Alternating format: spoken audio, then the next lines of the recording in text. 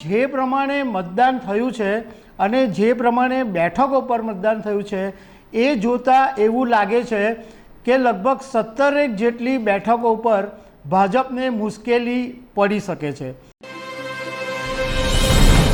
નમસ્કાર દર્શક મિત્રો, ગુજરાતમાં 7 મે 2024ના દિવસે મતદાન પૂરું થઈ ગયું છે, પણ ગુજરાતની એ વાત કરવી છે કે ભાજપે આ વખતે બધી 26 બેઠકો જીતવાનો ટાર્ગેટ તો રાખેલો, પરંતુ સાથે સાથે દરેક બેઠક 5 લાખથી વધારે લીડથી જીતવાનો ટાર્ગેટ પણ રાખેલો હતો।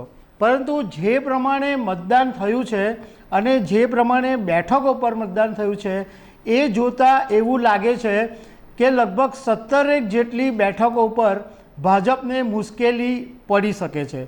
તો એના વિશે હું તમારી સાથે વાત કરીશ। મારું નામ રાજેશ શાહ છે અને તમે જોઈ રહ્યા છો ખબરછે.com।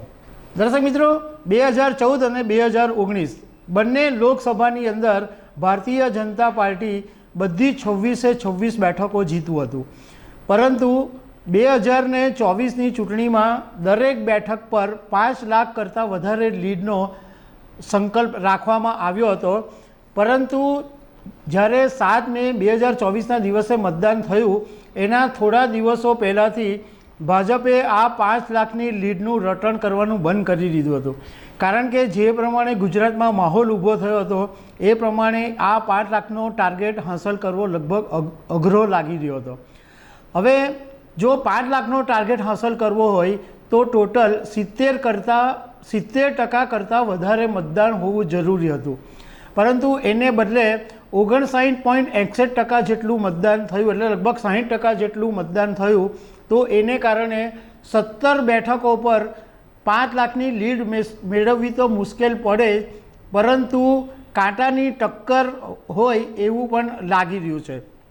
સૌથી પહેલાં આપણે જોઈએ અમિત શાહની ગાંધીનગરની બેઠક ઉપર। હવે અમિત શાહ ગાંધીનગરની જે બેઠક ઉપરથી લડ્યા હતા એમાં 10 લાખની લીડનો ટાર્ગેટ રાખવામાં આવ્યો હતો અને આ બેઠક ઉપર 21,82,000 જેટલા મતદારો છે। હવે મત પડ્યા છે 13,05,000 જેટલા અને ટોટલ એટલે આ બેઠક ઉપર 59.80% જેટલું મતદાન થયું। હવે અમિત શાહને 5 લાખની લીડ જો મેળવવી હોય તો આ 13 લાખ મતમાંથી 9,02,000 જેટલા મત મેળવવા પડે, એટલે કે 69.15% મત જો મળે તો અમિત શાહ આ 5 લાખની લીડ જીતી શકે એવું લાગી રહ્યું છે। એટલે કદાચ અઘરું નહીં હોય, પરંતુ મુશ્કેલ તો છે જ।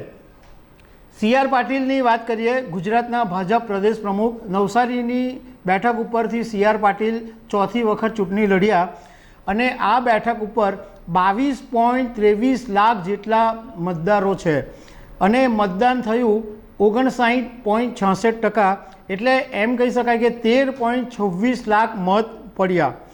હવે 5 લાખની લીડ જો જીતવી હોય તો આ 13.26 લાખમાંથી 9.13 લાખ મત સી.આર. પાટીલને મળવા જોઈએ, એટલે લગભગ 68.85% મત મળે તો આ સી.આર. પાટીલનું જે સપનું છે એ સાકાર થઈ શકે।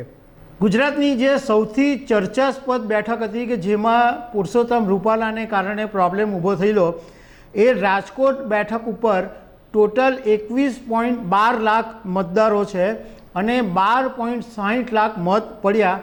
આ બેઠક ઉપર 59.69% મત ટોટલ પડ્યા, એટલે જો આ બેઠક ઉપર 12.60 લાખમાંથી મત જીતવા હોય તો 59.83% જેટલા મત મેળવવા પડે તો ભાજપને 5 લાખની લીડ મળે। 70% કરતાં વધારે જો મત મળે તો જ આ શક્ય છે। તો અમરેલીની બેઠક પર અને પોરબંદરની બેઠક, એ બેઠકો એવી છે કે જ્યાં ઓછું મતદાન થયું અને અમરેલીની બેઠક ઉપર 50.29% મત પડ્યા। મતલબ કે આ બેઠક ઉપર ભાજપને જો 5 લાખની લીડ લેવી હોય તો 78.59% જેટલા મત મળ્યા, એમાંથી આટલા મળવા જોઈએ। પોરબંદરમાં 51.83% મતદાન થયું અને 77. 28% જેટલા મત મળે તો પોરબંદરમાં 5 લાખની લીડ મળી શકે। એવી જ રીતના અમદાવાદ વેસ્ટની અંદર 55.45% મતદાન થયું। અહીંયા આગળ 76.11% જે ટોટલ મત પડ્યા એમાંથી 76.11% મત મળવા જોઈએ। ભાવનગરમાં 53.92% મતદાન થયું। આ બેઠક ઉપર 74.11% જેટલા મત મળે તો ભાજપને 5 લાખની લીડ મળી શકે। જામનગરની અંદર 73 જેટલા મત પડ્યા છે એમાંથી 73.85% મત મળવા જોઈએ। એવી જ રીતના વાત કરીએ તો જૂનાગઢની અંદર 73.64% મત મળવા જોઈએ। મહેસાણામાં 73.59%, કચ્છની અંદર 72.92%, દાહોદની અંદર 71.59%, ખેડામાં 71.43%, અમદાવાદ ઈસ્ટમાં 72.42%, પાટણમાં 71.13%, ભરૂચમાં 70.98%, પંચમહાલમાં 72.40%, સુરેન્દ્રનગરમાં 72.32%, આણંદમાં 71.59%, વડોદરામાં 70.82%। આવી જ રીતના સાબરકાંઠા, બારડોલી, છોટાઉદેપુર, વલસાડ, આનો સીધો મતલબ એમ છે કે જેટલું મતદાન થયું છે એમાં 70% કરતાં વધારે મત જો ભાજપને મળે તો જ આ 5 લાખની લીડ શક્ય છે।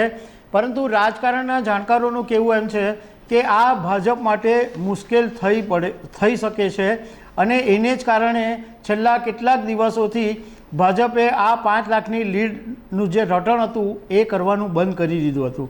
તો દર્શક મિત્રો, આવી અનેક વાતો સાથે અમે તમને મળતા રહીશું। Thank you very much.